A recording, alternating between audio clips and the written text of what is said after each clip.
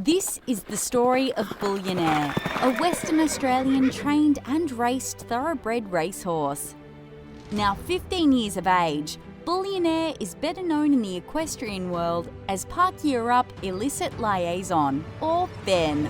Ben is ridden by Beijing silver Olympic medalist Sonja Johnson, and together, Sonja and Ben are aiming to be Rio bound in 2016. I'm really happy with how he's going. Olga made me promise one thing, and that was that I would never knowingly allow any harm to come to her horse. And I can assure you, if I did, Olga would be a really scary poltergeist. Now we're hoping we're going to Rio.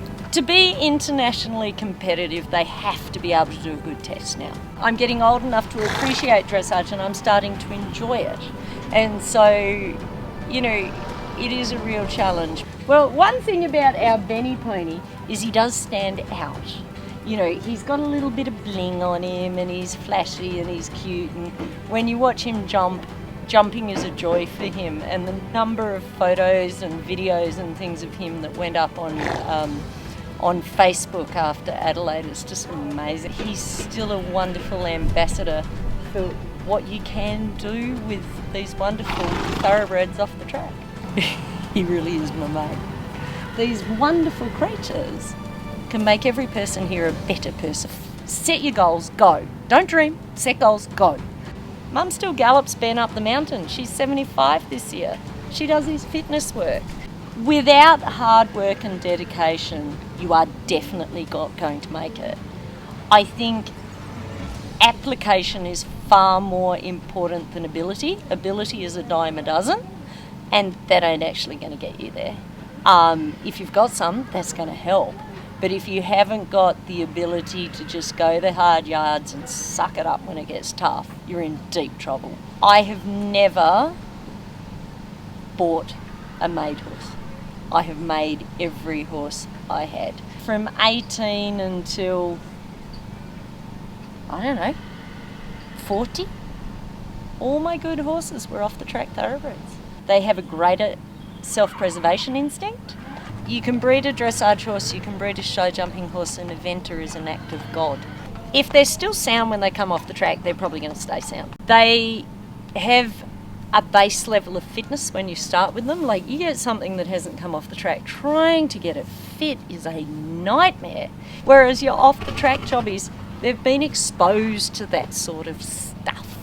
And that to me is an advantage. But the thing I love about the off the tracks for the eventing world is that grit and determination. If you go through the breeding of, for example, the German team, who all ride warm bloods, don't they? Yeah, righto. Let's have a little look at their breeding. If you go back into their breeding, the horses the Germans rode to win the gold at Beijing when Australia got silver, they had more thoroughbred blood under them than we did. And this is one of the reasons the thoroughbred is so wonderful off the track, is there is a horse there for most people. Because the horse I want, most people don't want. To me, attitude and temperament is so much more important than ability. I walk into a stable block to look at a horse, and it's got to look me in the eye and go, who are you? What do you want? And if they don't look at me like that, it's like, yeah, right. A horse for me has to be so much sounder than the horse for the normal person, because the pressures we put them under at our level are much greater. So, I think people at lower levels get a little too carried away about it's got to be completely sound. No, it's got to be completely manageable. There is a big difference. I am actually more interested for our game of eventing. I am more interested in the jump than the movement.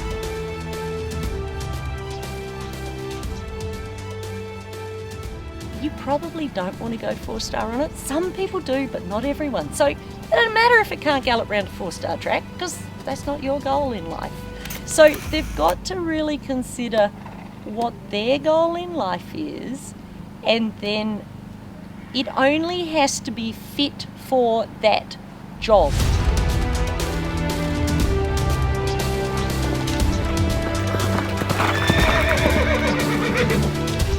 How do you spell love? WORK. I love that. I have to admit, I stole it from Andrew Hoy.